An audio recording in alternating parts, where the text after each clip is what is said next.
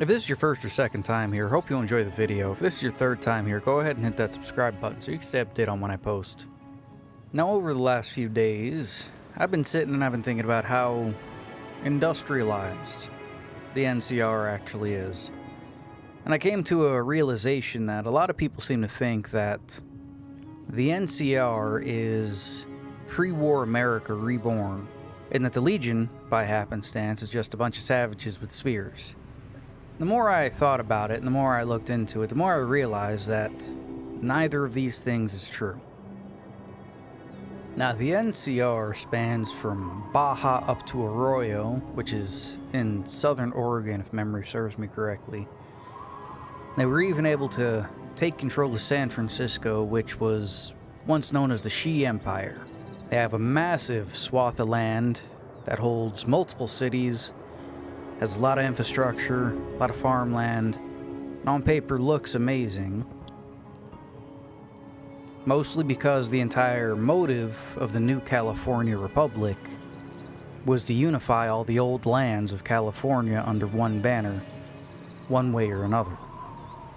And since they have begun expanding outside of the borders of California, they have accomplished their goal to a satisfactory outcome for them anyway. Now, this could simply mean that everyone in the area has to pay them taxes as a form of protection money from raiders and whatnot, but by the by, that's about what you can expect from the NCR, really. Now, the reality of the NCR is that they are... how to explain this the best? They're not pre-war, really, in any significant way. They're the remnants of people that have been cowering in pre-war buildings for the last 200-300 years. However long it's really been. They've been scavenging their areas, as many do, referring to it as prospecting, and they've been using old nuclear wells. These were local municipalities' small-scale nuclear reactors that were used to power the grid in small areas. See quite a few of them up in the Commonwealth, but they were quite common throughout all of pre-war America. Now, a lot of people think that just because what we see of the NCR in New Vegas is matching uniforms, standard issue equipment, basic service rifles, as they put it, with kitchen knives as their melee weapons, no sidearms to speak of, that of course the NCR must be pre-war America reborn. When that's just not true. The reality of it is, the NCR is the ruins of California, right? And even in New Vegas, we have some missions dealing with people from the NCR, and they pretty much explain how some of their industry works. Memory serves me correctly, one of the missions that we have to go do is, I think, for the Crimson Caravan, which is finding a bottle cap press. Now, bottle caps are used by the vast majority of people in the Wasteland as currency. It's what we use in-game. Sure, there's NCR money and there's Legion currency floating around, but if you go to a store to buy something in-game, you're using bottle caps, right? So a bottle cap press is pretty much there to make your own money. And the governments of the area, Crimson Caravan, which is a caravan system set up from New California, wants to get their hands on it or destroy it to make sure no one can pretty much print their own money here. And they also explain that whenever they come across stuff like this, it's either moved back to the NCR or it's destroyed on site, because they don't have a way to stop this from happening. A counterfeiting currency, that is. Because they don't have the manufacturing capabilities to come up with a new way to make currency that can't be counterfeited easily. Think the Confederate States of America during World War II. One of the large things that led to the downfall of the Confederates, believe it or not, was a printing press. The Confederates made their own currency, as you would expect. Actual Confederate currency is worth a good bit of money to collectors nowadays because actual Confederate currency is rare. Reason being, individuals from the North realized that they could use basic printing presses with basic ink plates and basic, I think it was some type of vellum that was used, and they could print Confederate money. And they would sell Confederate money as like that Hollywood fun money you can buy off of like Amazon and whatnot nowadays. And you could buy it along the border and just cut off that says it's not for actual use, because they knew what people were using it for. Cut it all out and then go to the southern states and buy stuff with it and then come back. It did a number on the infrastructure of the South, to say the very least. It's also why actual Confederate money is worth a good bit of money to collectors nowadays, because it was so heavily counterfeited at the time. I can see the governments of Fallout being the same way. Well, I could see it happening to the NCR and bottle caps the same way, because they can't create their own specialized manufacturing systems to make the prerequisite of something that cannot be counterfeited easily. Like United States money.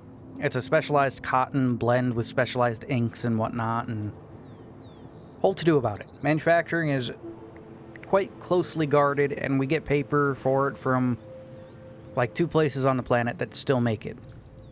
And that's that.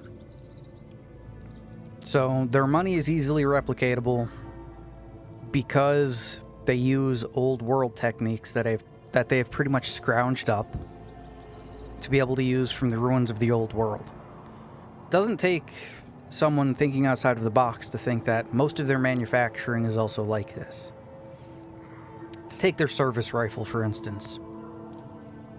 Their service rifle is a semi-automatic rifle. It's a mashup between an AR-10 and an AR-15. 20-round magazine, just a basic bog standard sporting rifle made with a carry handle.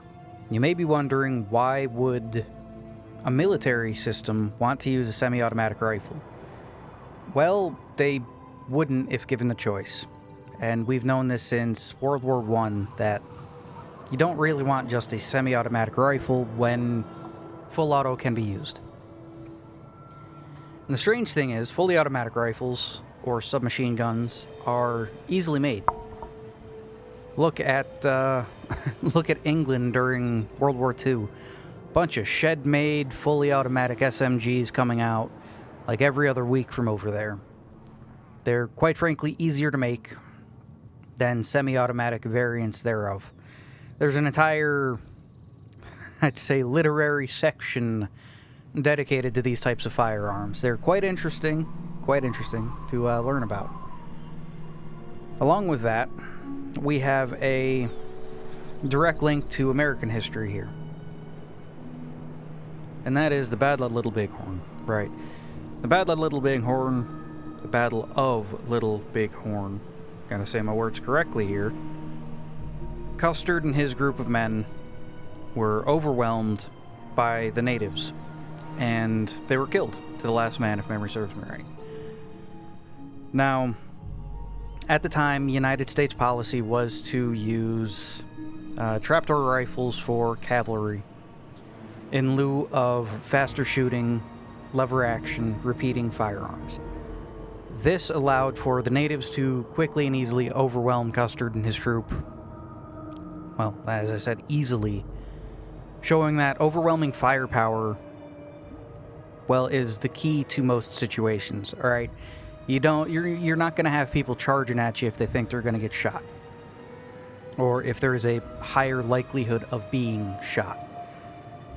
Now, some people used to say back in time it was all Custer's fault. He didn't want his men wasting ammunition using these newer firearms, and that's not entirely true. He used two double-action revolvers, and a newer style rifle at the time. It was all just due to military incompetence. And they learned right then, right there, that if push comes to shove, you should want to have the ability to have overwhelming fire, even if it means less accuracy by your troops, due to the simple principle of accuracy of volume. Now, all of this little side tangent leads me back to explaining the NCR is using semi-automatic rifles. Why would they want to be using semi-automatic rifles? Well, during the Great War, most military manufacturing plants would have been targeted. If not with actual nuclear weapons, which they seem to be a dime a dozen after all, fat men are a thing. Mini nukes are a thing in this reality. Weapons manufacturing most likely would have been targeted. It's how the gun runners became so popular post-war, because there wasn't really anyone making guns or anything at this point. But civilian firearms manufacturing lines, most likely not targeted at all. So that means what happened with the NCR was that they most likely came across pre-war tooling for a semi-automatic sporting rifle en masse, and then spooled up that tooling to be able to use it to make a service rifle for their people. Do they know exactly how everything works? Not really. But does it manufacture something that they can use? Most definitely, so they use it. Now, it could just be left to the gun runners, which could be a part of the New California Republic, that manufacture the firearms and stuff for them. It's kind of how it works here in the United States as is, and really every government across the planet. People create firearms through private companies, such as Colt. Let's take the Colt, for instance, Colt 1911. It was created, and then it had to go through military trials before it was eventually adopted, and then the government bought those guns off of Colt. Simple enough. Could be the same way, and the gun runners could have been the ones that spooled up the tooling and made these firearms post-war. I doubt it, because it is specifically referred to as the service rifle, which means, military service in this light. After that, you have the military uniforms of the NCR. Can't really call it armor, while it does look like armor, like it has a breastplate and stuff to it. I feel as though it's mostly just layered textiles to give the appearance of something it's not. But the NCR military uniforms are all made post-war, as you would figure. And I'll just read off some information here for you. The uniform consists of khaki material, sewed together into breeches and, breeches, pants. A waistcoat, of course, some type of military shirt underneath it. Usually comes with a couple of mag pouches, canteen holder, shoulder pads, and some type of breastplate, usually made out of a more rigid material, although not entirely body armor, more meant to protect from environmental hazards more than anything, due to it only giving a simplistic damage threshold of 10. Now, the material is not light, and it is, of course, layered because it weighs 26 pounds. That could be accounting for every set of armor also having a breastplate and boots and helmet, or it could be that the breastplate of it just weighs a lot. Not entirely sure, but since it seems to match the thicker leather of the shoulder pads, I'm going with it some type of laminated and sewn leather breastplate. Now that we've talked about the NCR soldiers, the guns, the armor, gun and armor that they use, their melee weapon is always just a simplistic kitchen knife, which again, it wouldn't be strange for the same providers of military close quarters weapons to also be targeted during a war like the Great War, but kitchen knife manufacturers wouldn't have been targeted. So that could explain why the NCR has so many kitchen knives floating around instead of combat knives. Along with that, one of the large things that we see coming out of the NCR, not necessarily from the NCR themselves, is much older models of weapons, right? The Great War happened in 2077. That was when the nukes fell. That was when all advancement pretty much stopped. So why would there be an overabundance of lever-action firearms and single-action firearms, revolvers and rifles and shotguns be floating around that area of the world? Well, it's because they're being manufactured. These are more historic firearms than anything. There's quite a bit of documentation on them. Quite frankly, if you wanted to, you could probably look up all of these specifications and all of the one-to-one material on what it takes to create a Colt single action if you wanted to. And if you spent enough time and effort, you could probably make one. Which goes to show you how accessible these types of manufactured firearms could be. Smaller groups like the gun runners could, of course, put together small-scale assembly lines for them and just make these firearms. But that comes to one of the things of the NCR. The actual New California Republic, not the forward operating bases and stuff we see in New Vegas, but the homeland of the NCR. Because after all, if the munitions that are so readily available on the front lines of the wasteland between two world powers is, a lever-action rifle and single-action revolvers for the most part, kinda explains what's coming out of the NCR for trade. So let's just turn our eyes toward the actual NCR and talk about their homeland. Now, the New California Republic, as any post-war group of people trying to make it, established themselves in the ruins of the old world. Not every city was as lucky as Vegas to have a protector watching over it, making sure nukes didn't destroy it. And we already know the NCR was founded in shady sands and all that from Fallout 1. Not going to rehash all that. But what we know of the NCR now is that it's pretty much California. It has cities, it has towns, it has badland areas where, raiding and stuff is still a thing. But for the most part, if you live in a city, you can expect to get paid, go to a store, buy some stuff, have access to running water, electricity, work a job, all of that stuff.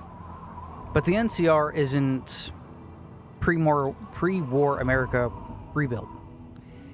It's a facsimile of it. They're doing the best they can with what they got, and that's fine. But I use the word industrialized, more to the point to mean large-scale manufacturing and supply. Well, yes, there are some cars and trucks and vehicles and whatnot that the NCR does use, vertibirds and planes and the like, most likely at this point.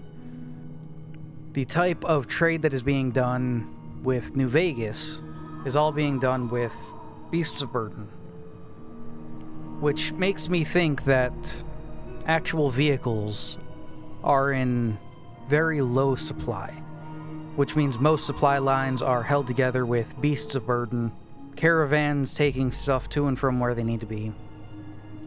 It also makes you think that maybe all supply lines in the NCR are run by these, and that they only break out the old toys to show power, so to speak. Now, if this is the case, where most supply lines are held together with beasts of burden, pack animals, foot traffic, wagons, and the like, then that goes to show you how small manufacturing has to actually be in the NCR. That if their supply lines can be fed through this, like making the service rifle, if all of the basic raw materials can be pulled up from the earth or cut down from the forests and then taken to where they need to be processed and then processed into the lumber and the bars of metal that can then be worked into being a service rifle, how little demand is actually needed of these service rifles. Yes, there is demand. Manufacturing has to keep up with it. But it goes to show you how small manufacturing actually is for these items that are needed. Now, at this point, I think it should make the most sense that the New California Republic is just a governing set of laws, more than anything, with a single unifying currency, which still seems to take a backseat to the bottle cap, even in their homeland, which goes to show that the NCR is more a police force than anything. That while they may have Los Angeles or San Francisco, that San Francisco is still mostly autonomous. They just fall under the NCR banner, will accept their currency, still use bottle caps, and the NCR provides military support for them should they need it.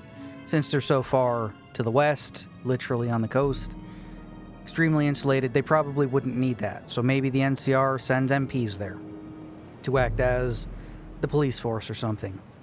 But by the by, it seems like the NCR at this point is just really a governing set of laws where you have to pay taxes, and a police force to be used, and a military to take more land, so to speak. But the area known as the NCR, the New California Republic, it does have cities, it does have power, it does have clean water. It's just that all of the stuff that the NCR seems to have is holdovers from before the Great War, before the end of the world. They're playing in the ruins of, well, dead California, really. And I think a quote from Metro actually explains all of this quite well, and explains what I'm feeling about the NCR quite well. In the past, trains were ordinary things, but now this monorail seems magic, doesn't it? Our kids won't know how to operate these things, and their kids will probably think they were built by the gods. Makes you figure how many people in the NCR actually knows what it takes to build something from the ground up and to keep it going, beyond just looking at some old material on how to keep something running, right? It's easy for someone to keep a car going, to keep a car running, to do basic maintenance on it, to make sure it doesn't have its brakes go out, or, spring a gas leak or something. It takes a lot more knowledge and understanding to know how to manufacture a car from step one, right? And that's the problem the NCR is actually running into. They need to keep expanding, to keep, patching together the system, not even the system, the entirety of their country, to keep it going.